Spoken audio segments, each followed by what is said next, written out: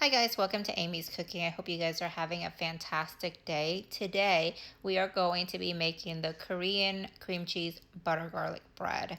I've been getting a lot of requests from you guys to make this, so I did put together a recipe.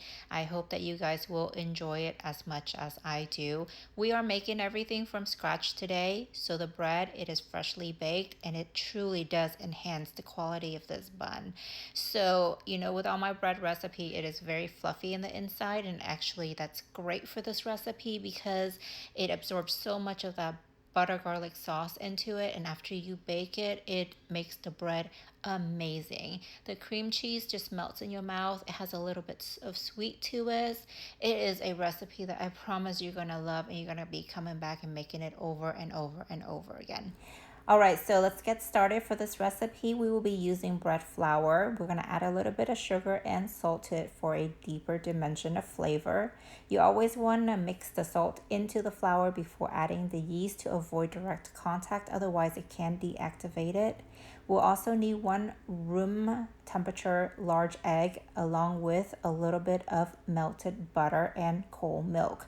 So the cold milk is what's really going to help keep the temperature of the dough down because we are going to be kneading this dough for a very long time.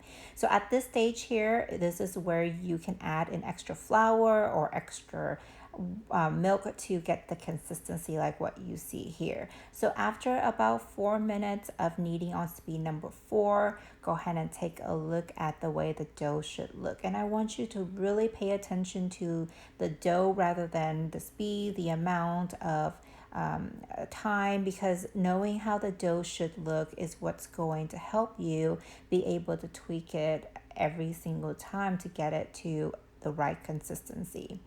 We want dough that is going to be super elastic, okay?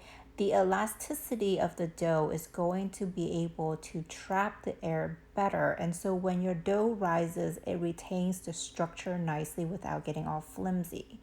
You will know when your dough is ready when the gluten has built up to the point where it's super stretchy and elastic.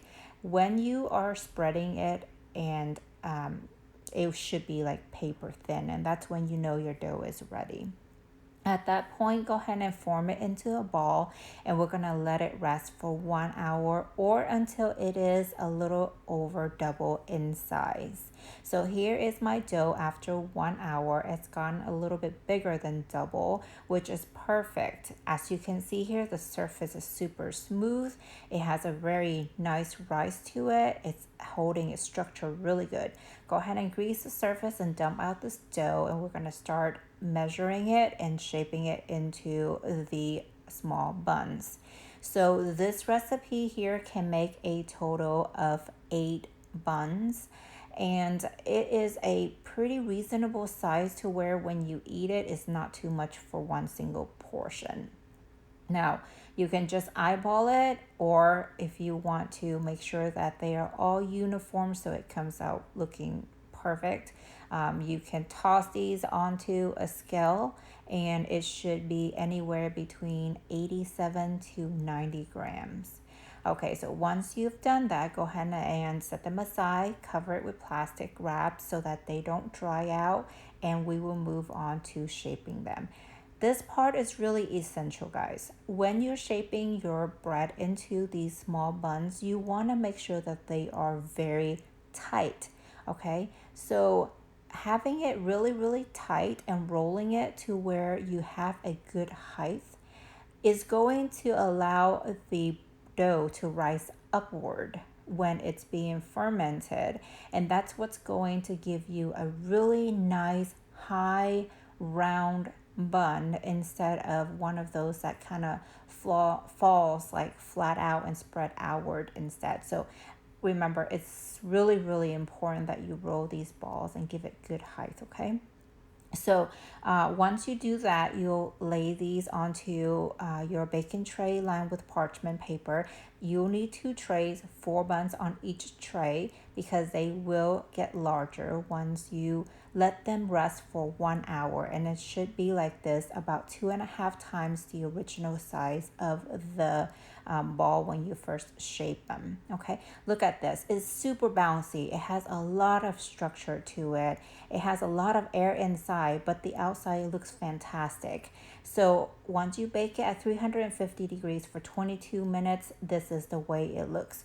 Don't let it get too brown because we will be baking this again later when we add all of the butter garlic sauce to it. So you just want a really nice golden color, but definitely don't let it get any more browner than this.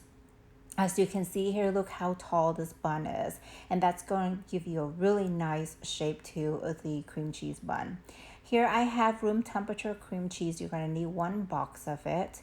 We're going to cream this so until it just gets smooth and everything breaks apart. At that point, it takes about maybe a minute and 30 seconds. Go ahead and begin adding in your confectioner sugar. Go ahead and add it in 2 separate batches, okay? Half, and then add in the rest after the other have kind of mixed it in so it blends a lot easier. Make sure you scrape down the sides of the bowl and then continue whisking it until it gets really light and fluffy. Another minute or 2 should do. At that point, pause. Add in a little bit of vanilla because cream cheese can have a pretty strong scent to it, so the vanilla helps with that and the taste as well. Again, mix the vanilla into it and cream it some more for another minute or 2 until you get it to be super light and fluffy, very creamy, just like what you see here. We're going to transfer this into a piping bag, and so using a cup to secure your bag really does help when you're transferring the cream over. Once you transfer everything over, you're going to cut the tip of this bag and you're just going to set it aside until we get to it. Now for the butter garlic sauce, we'll be using unsalted butter at room temperature. You'll need either 1.5 to 2 sticks depending on how buttery you want the buns to be. To it, we're going to add a little bit of sugar as well as salt and also garlic powder. Now you can choose either cilantro or parsley, your choice, and a little bit of water. Pop that into the microwave for about a minute until the butter has melted, and then we're going to combine everything to make sure that the salt and the sugar has dissolved. Okay, so what we've got the buns. Okay, we just made the butter and the garlic sauce and the cream cheese from earlier. At this point, we just need to put everything together and bake. So you'll want to cut the buns into 6 wedges. Just make sure that you do leave the bottom of the bread intact. We want it to be able to hold the cream cheese and the butter. So as you can see here, the bread looks super soft and fluffy. It's very light in weight. It's so airy inside, and that's really what's going to be key because it can truly soak up all of that butter garlic sauce. What we're going to do is take the cream cheese and we are going to fill the bottom base of these wedges. So this next part is going to be super fun and messy. Take that bun, the cream cheese filled bun, and soak it into the butter sauce. Make sure you're being generous with the amount of butter because we really want the bread to get all of that butter soaked into it when we bake it. And that's what's going to make it so delicious. Okay, so make sure that you're getting the sides of these wedges, not just the top and the bottom, but also all the sides. Now, once that's done, go ahead and just place it back onto a tray. We will be repeating this step with all of them. I usually make, the recipe has a total of 8 buns. I don't always make all 8 at once. I usually will make 4 and then do the other 4 when I'm ready to bake the next batch at a later time. All right, so go ahead and spread out the wedges a little bit so that when you're baking it, it can kind of pop open and gives it a really nice shape.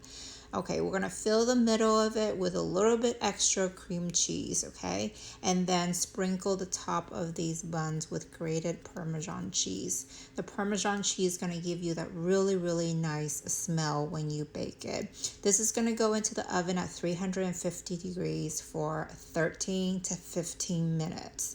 And here they are, done. Look at them. They kind of opened up really, really nicely. You see the cream cheese.